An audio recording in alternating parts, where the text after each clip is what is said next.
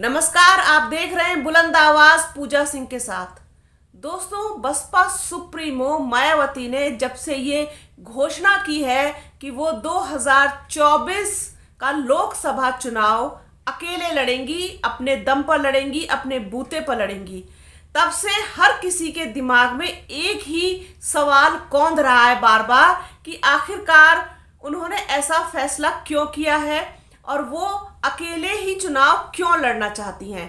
क्या है इन सब चीज़ों के पीछे की वजह, क्या है इस फैसले के पीछे का कारण। बहुत सारी चीज़ें हैं जिस पर सभी लोग अपने अपने ढंग से सोच रहे हैं, अपने अपने ढंग से बात कर रहे हैं, अपने अपने ढंग से कयास लगा रहे हैं।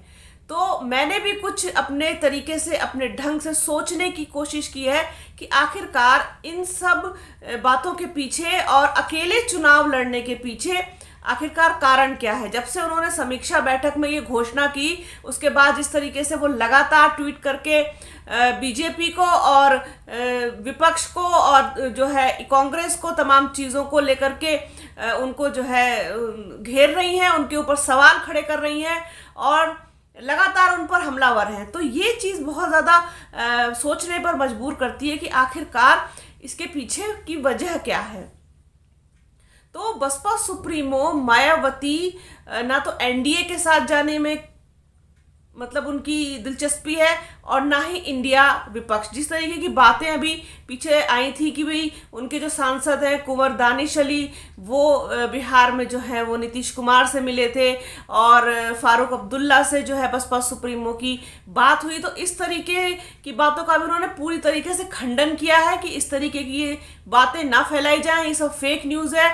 मैं किसी के साथ किसी भी तरीके के कोई संपर्क में नहीं हूँ, न ही किसी ने मुझसे कोई संपर्क किया है। तो ये सब आखिरकार हो क्यों रहा है?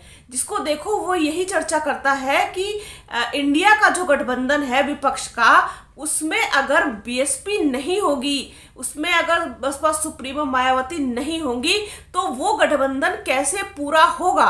और दूसरा सबसे बड़ा सवाल ये है कि लोकसभा का चुनाव अकेले लड़ेंगी तो मतलब जो 2014 वाला अंजाम था शायद वो फिर से दोहरा दिया जाए, क्योंकि जिस तरीके से वो गठबंधन में 2019 का चुनाव अखिलेश यादव यानी समाजवादी पार्टी के साथ मिलकर लड़ा था उन्होंने, तो 10 सीटें मिल गई थी। उससे पहले तो उनका खाता भी नहीं खुला था। तो क्या फिर से वो स्थिति होगी? क्योंकि एक चीज़ बहुत गौर करने वाली बात यह है कि अकेले लड़के आखिरकार हासिल क्या होगा, किस बात को लेकर के इतनी आश्वस्त हैं बसपा सुप्रीमो मायावती कि उनको अकेले ही लड़ना है। इस तरीके के ऐसे फैसले पर वो अभी तक जो है वो अड़ी हुई हैं उसी चीज़ पर कि अकेले लड़ना है, अकेले लड़ना है। अकेले लड़के ये कैसे संभव है कि आप सीटें अपनी बढ़ा पाएंगे, आप अपना वोट परसेंट बढ़ा पाएंगे? ये तमाम चीज़ें हैं। आप ये देखिए कि जो दलित वोट बैंक है 25-26%, वो पूरा का पूरा बीएसपी को नहीं जाता है, उसमें से छिटक करके अलग होकर के आप ये देखिए कि बीजेपी के खाते में भी जाता है। और जो बीएसपी का कोर वोट बैंक है, जिसे जाटा वोट बैंक कहा जाता है, वो करीब 11-12% है। 11-12% के साथ आप कैसे इलेक्शन लड़ेंगे, कैसे चुनाव लड़ेंगे? ये एक बहुत बड़ी बात है, एक बहुत बड़ा फैसला है। मुझे लगता है कि इस पर सोच विचार करने की ज़रूरत है। बसपा सुप्रीमो मायावती को एक बार फिर से मंथन करें इस चीज़ का, सोचें समझें कि आखिरकार उन्होंने ऐसा फैसला क्यों किया है। क्योंकि देखिए, मुसलमान भी बीएसपी के साथ उस तरीके से नहीं जुड़ेगा, क्योंकि अब इस समय जो स्थिति है बसपा की, उसमें कोई भी मुस्लिम चेहरा, कोई भी स्टार प्रचारक मुसलमान नेतृत्व नहीं है। तो इस समय जो स्थिति है बहुत विकट है और ओबीसी का हाल आप जानते ही हैं कि किस तरीके का है। वो बिल्कुल भी बसपा के साथ जो है नहीं जुड़ेगा। ये सब चीज़ें तब हो सकती थी जब बीएसपी इंडिया यानी कि विपक्ष वाले गठबंधन का हिस्सा होती। या तो मुझे लगता है कि बसपा सुप्रीमो मायावती अभी वेट कर रही हैं। इसके पीछे का मैं 2-3 कारण हैं जो मैं मानती हूँ कि आखिरकार ऐसा क्यों हो रहा है, वो मैं आप लोगों के साथ शेयर करना चाहती हूँ।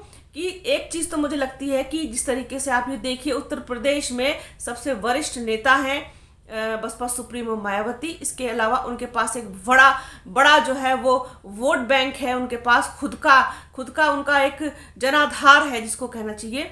वो चीज़ हो गई। दूसरी चीज़ ये हो गई कि वो एक अच्छी बार्गेनिंग जो है करना चाहती हैं और उसका वो इंतज़ार कर रही हैं कि कब वो मौका आएगा और कब जो है वो इन सब चीज़ों को कैश करेंगी।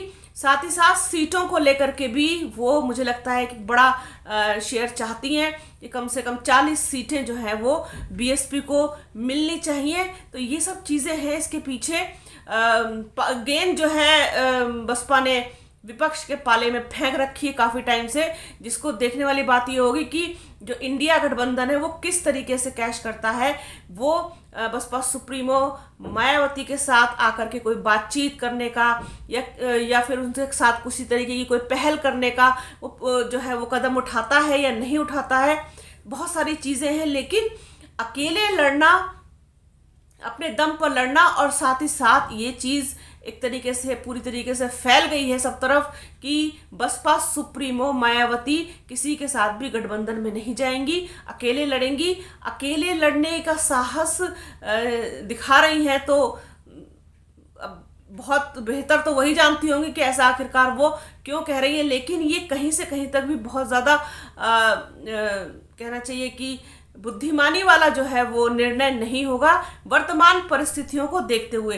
क्योंकि आप ये देखिए जिस तरीके से परिस्थितियां बदल रही हैं, जिस तरीके से लोगों का मन बदल रहा है, जिस तरीके से ज़मीनी हकीकत बदल रही है, वो कहीं ना कहीं सोचने वाली बात है कि जो सब चीज़ें हैं वो बीजेपी के जो है अगेंस्ट भी हैं। बहुत सारे लोग, बहुत सारा जो है वोटर्स, मतदाता, युवा, किसान, मजदूर, महिलाएं, ये सब लोग, अल्पसंख्यक जो हैं और दलित, ये सभी लोग कहीं ना कहीं जो है बीजेपी के खिलाफ भी हैं। तो एक माहौल जो है वो बनता हुआ नज़र आ रहा है। विपक्ष के जो है पाले में जाते हुए चीज़ें दिखाई दे रही हैं।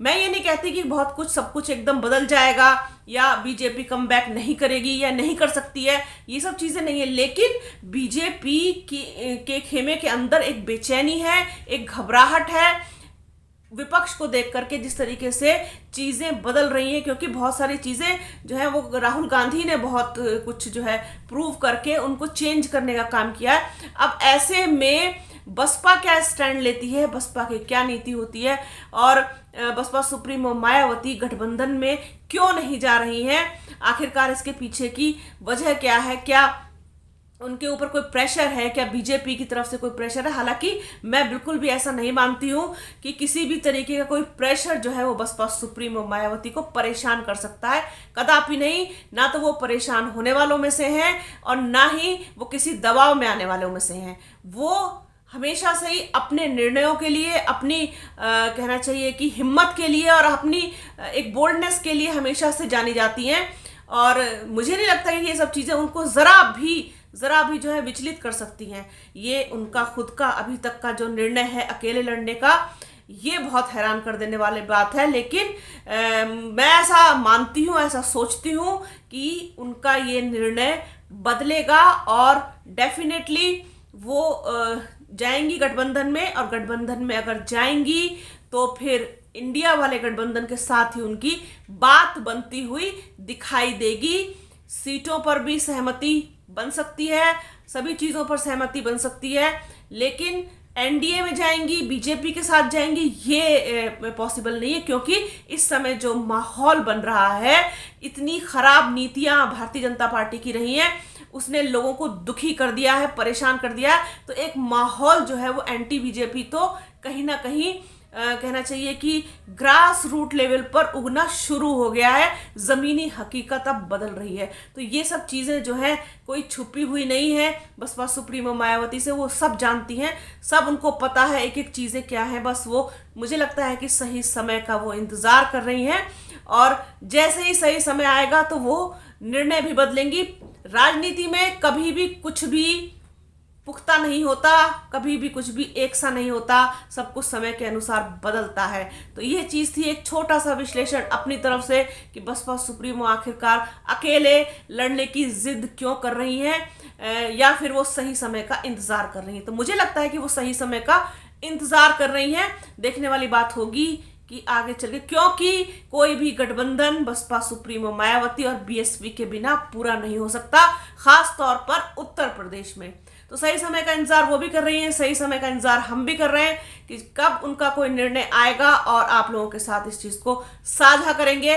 बने रहिए बुलंद आवाज के साथ। हमारे चैनल को लाइक कीजिए, शेयर कीजिए, सब्सक्राइब कीजिए, बेल आइकन जरूर दबाइएगा। अपना और अपनों का बहुत ख्याल रखिए।